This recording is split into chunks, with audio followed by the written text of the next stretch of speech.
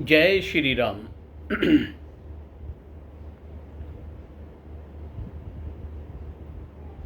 सावन का महीना प्रारंभ हो गया है। मैंने आपसे पिछले एपिसोड में कहा था कि मैं कावड़ के बारे में कुछ आपको बताऊंगा। तो एक जी छोटी सी कावड़ के बारे में जानकारी लेकर मैं आपके सामने उपस्थित हूँ। कावड़ यात्रा यानी कावड़ का जो रूप जो कंधे पे हम रखते हैं, दोनों तरफ कुछ ना कुछ गंगा जल के रूप में, चाहे घट हो कुछ भी हो, वो हम लगा लेते हैं। ये स्वरूप तो तब से बना जब से श्रवण कुमार अपने माता पिता को यात्रा कराने के, अंधे माता पिता को यात्रा कराने के लिए निकले। इससे पहले ऐसा कोई स्वरूप नहीं था। सावन का महीना महादेव, देवों के देव महादेव को समर्पित है। उनकी पूजा अर्चना, उनके प्रति श्रद्धा भाव यूं तो हर पल हर वक्त रहना चाहिए, लेकिन हर चीज को करने के लिए एक विशेष समय भी आता है। ऐसा ही भगवान महादेव की पूजा अर्चना करने के लिए ये सावन का महीना आता है, जिसमें कि विशेष रूप से सोमवार का दिन आता है। जितने भी सोमवार सावन में पड़ते हैं, देव महादेव के मंदिरों में खूब भीड़ होती है और उनके प्रति अपना पूरा भाव रखकर आदमी, जो शास्त्रोक्त बताया गया है कि बिलपत्र से भांग धतूरा इत्यादि जो कुछ भी है, हालांकि मैं इसमें विश्वास नहीं रखता।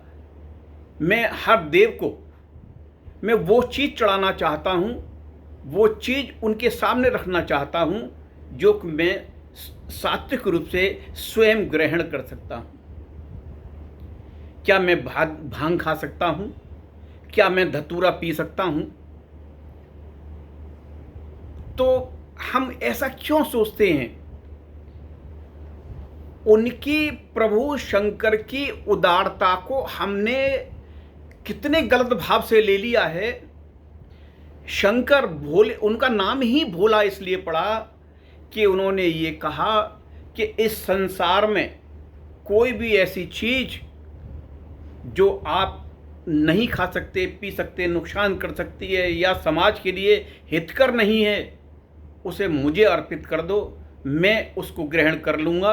और ईश्वर ने, यानी कि वो भी अपने किसी ईश्वर को मानते हैं, वैसे भगवान श्री राम को वो अपना ईश्वर मानते हैं। मेरे अंदर वो शक्ति दे रखी है कि सबको मैं अपने कंठ में धारण कर लेता हूँ।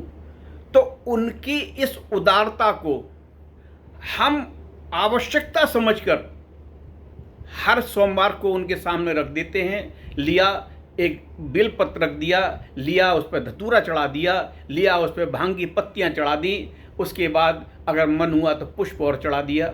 जबकि हमें पत्र और पुष्प से ही प्रभु की आराधना पूजा करनी चाहिए। ये मेरा मत है, इससे आप कहीं नाराज ना हो। मैं कोई किसी की बात पर खंडन नहीं कर रहा हूँ, पर मैं इतना जरूर चाहता हूँ कि आप सनातनी हैं, सात्विक विचारधारा के आदमी हैं, हमेशा पूजा में, अर्चना में, स्तुति में वो कार्य करें, स्तुति में वो शब्द कहें जो आपको प्रिय लगते हों, जिसको आप स्वयं ग्रहण कर सकते हों, जो बातें आप स्वयं सहन कर सकते हों, उन बातों को कहें और करें। इस दिन यानी पूरे सावन के महीने में विशेष रूप से ये होता है कि गंगा से जल लाया जाए और पैदल यात्रा करके ही लाया जाए। जितना भी श्रम हम कर सकें उतना करके उसको हम लाएं और प्रभु के शिवलिंग पर उसको अर्पित करें। ये पहली कावड़ यात्रा यानी ये प्रभु पे जलाभिषेक का ये कार्यक्रम कैसे शुरू हुआ, कहाँ से शुरू हुआ, ये मैं आपको बताना चाहता हूँ। भगवान परशुराम के पिताश्री का नाम था ऋषि जमदग्नि। वे अपने आश्रम में रहते थे। वे उनके पास एक कामधेनु गाय थी। एक बार सहस्त्रबाहु नाम का राजा उनके आश्रम पर आया और उसका ऋषि ने यानी जमदग्नि जी ने बहुत आदर सत्कार किया। उसके साथ बहुत बड़ी सेना भी थी और सब सचिव जैसे भी जो कुछ भी उनकी गाय रथ घोड़े जो कुछ भी थे सबको यथायोग्य भोजन कराया। सब तृप्त होकर उस आश्रम से शाम को विदा हुए।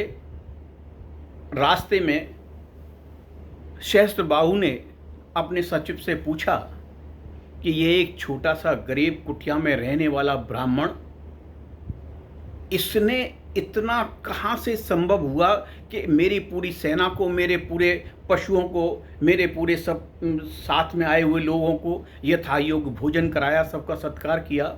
ये कैसे संभव है? ये कहाँ से हुआ? किसने किया? तब उनके सचिव ने उनको बताया कि महाराज, इनके पास एक कामधेनु गाय है, वो जितना चाहो उतना जो चाहो वो उपस्थित कर देती है, और उससे उन्होंने सबकी सेवा की। सहस्त्रबाहु के मन में लोभ आया और उसने तुरंत ये प्रण किया कि मैं अभी लौटकर ऋषि के पास जाऊंगा और उनसे वो कामधेनु गाय मांगूंगा। तो वो अपनी यात्रा में से बीच में से ही लौट कर आया और जमदग्नि ऋषि बड़े एकदम सतर्क हो गए कि ये सहस्त्रबाहु लौटकर कैसे आए। उन्होंने राजा से उनके आने का कारण पूछा। राजन, कहीं रास्ते में कोई बाधा है? आप चाहें तो यहाँ 1-2 रात रुक सकते हैं, कोई परेशानी नहीं होगी। तो राजा ने कहा कि नहीं, मुझे कोई बाधा तो नहीं है, पर मैं ये चाहता हूँ कि आपके पास जो ये गाय है आप इसे मुझे दे दीजिए। जमदग्नि जी ने कहा कि राजन, मेरे पूरे इस आश्रम का भरण पोषण करने वाली एक यही तो गाय है और इसी से मेरा भी भरण पोषण होता है, तो इसे मैं आपको नहीं दे सकता।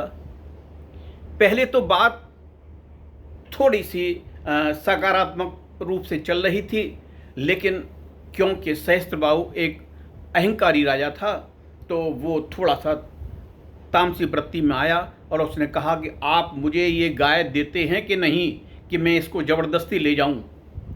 तो बोले वो तो संभव नहीं है, आप इसको नहीं ले जा पाएंगे, चाहे आप नाराज़ हों, चाहे आप और भी कुछ करना चाहें तो करें। तो उसने तुरंत जमदग्नि जी का अपनी तलवार से सिर काट दिया और वहाँ से कामधेनु गाय को लेकर चला गया। जमदग्नि जी के पुत्र थे परशुराम। परशुराम जी शाम को जब वनों से घूमकर जहाँ भी गए हुए थे वहाँ से आए तो उन्होंने अपने पिता का सिर पड़ा हुआ अलग देखा, और तो इन्होंने ध्यान योग से पता किया कि क्या प्रकरण है। तो उन्हें पता चला कि ऐसे ऐसे हुआ है।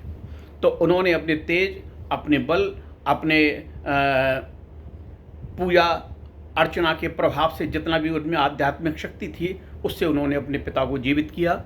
और जमदग्नि जी को उन्होंने कहा कि आपने उस समय मुझे याद क्यों नहीं किया? ऐसा क्या हुआ? मैं अब सहस्त्रबाहु को नहीं छोड़ूंगा।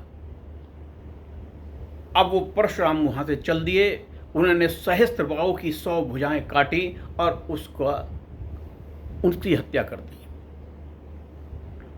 लौटकर आश्रम पे आए तो उनके पिता जमदग्नि बहुत नाराज हुए कि तुमने उचित नहीं किया। तो बोले अब जो मुझे करना था वो कर दिया। क्या वो उचित था कि जो उसने किया, उस कामधेनु गाय को ले जाने के लिए उसने आपकी गर्दन काट दी, आपकी हत्या कर दी?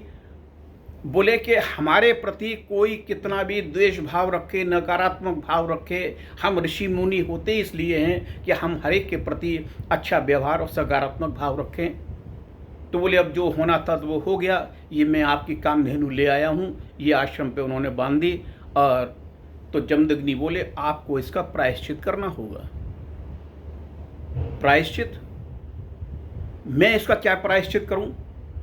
बोले इसका प्रायश्चित एक ही है, आप यहाँ से पैदल यात्रा करें, आप गंगा किनारे जाएं और वहाँ से गंगा का जल लेकर अपने शरीर के साथ शरीर पर रखकर, चाहे सर पर रखें, कंधे पर लटकाएं, लेके पैदल यात्रा करते हुए आएं और एक पार्थिव शिवलिंग बनाएं और उस पर उस जल से उनका अभिषेक करें।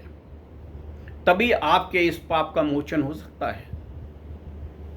परशुराम जी गए और वहाँ से वो एक ऐसी डांगी सी बनाकर उसे लेकर आए, गंगा जल को दोनों तरफ लटकाकर, जिसको कालांतर में नाम कावड़ दे दिया गया। हालांकि वो पहले श्रवण कुमार उस तरह का अपना कावड़ का प्रदर्शन कर चुका था। वो उनके दिमाग में परशुराम जी के में जब आया तो वो भी इसी तरीके से गंगा जल लेके आए और पूरा महादेव जो एक आज भी विद्यमान है, वहाँ उन्होंने वो पार्थिव शिवलिंग बनाया और उसका अभिषेक किया। वहीं से ये कावड़ यात्रा का प्रसंग शुरू हुआ। लेकिन मुझे बड़ा दुख होता है, आज जो कावड़ का मेला होता है, कितना दिखावा, कितना, जिसमें 2% भी ऐसा नहीं है कि जो कि अपने आस्था से, हमारी भी सोसाइटी के बाहर कैंप लगता है, वहाँ पर बैठ, जब वो शिवरात्रि पे जब मेला होता है तब देखा है कि कोई भांग खाए हुए है, कोई शराब पी रहा है, किस तरीके से उल्टे सीधे, मतलब बस वर्णन नहीं किया जा सकता। गुटखा तो ऐसे खाते हैं जैसे कि बिल्कुल ही, अब इसमें कहाँ कैसा भाव रहा? काय का आपका गंगा जल ले जाना, काय का आपका शिव को चढ़ाना, कुछ भी कर रहे हैं, कुछ भी बोल रहे हैं, कुछ भी नेत्रों से देख रहे हैं, ये कहीं कोई किसी तरह की पूजा नहीं है। ये दिखावा करना संसार छोड़े। और जहाँ तक मेरा मैसेज जाए वहाँ तक मैं सबसे यही निवेदन करता हूँ कि आप कुछ न कर सकते हो तो उससे अच्छा है कि न करें, लेकिन ये दिखावा ना करें। करें तो भाव से करें और उसको उस तरीके से करें जो एक फूहड़पन्ना हो और एक प्रभु के प्रति आपकी आस्था को दर्शित करता हो। और किसी को दिखाने के लिए न करें, आपके अपने मन में ऐसे भाव उत्पन्न हो कि मैं वास्तव में प्रभु के प्रति समर्पित होकर आज जो कुछ करने जा रहा हूँ, प्रभु इसे स्वीकार करेंगे। नहीं तो ये बिल्कुल ही, आप लिख लीजिए, आप जितना कुछ दिखावे के लिए कर रहे हैं उतना उससे कोई लाभ नहीं होना। कालांतर में आप दंडित ही होंगे, किसी न किसी रूप में आपका ये डेबिट अकाउंट में शामिल होगा। और ऐसा बिल्कुल न करें। तो ये छोटा सा वीडियो आज मैंने आपके सामने कावड़ यात्रा का रखा। उसके बाद फिर मैं उपनिषदों पे आऊँगा और मैं आपको जैसे अपने शास्त्रों के बारे में बताता जा रहा हूँ, उस तरीके से उस क्रम को जारी रखूँगा। जय श्री राम।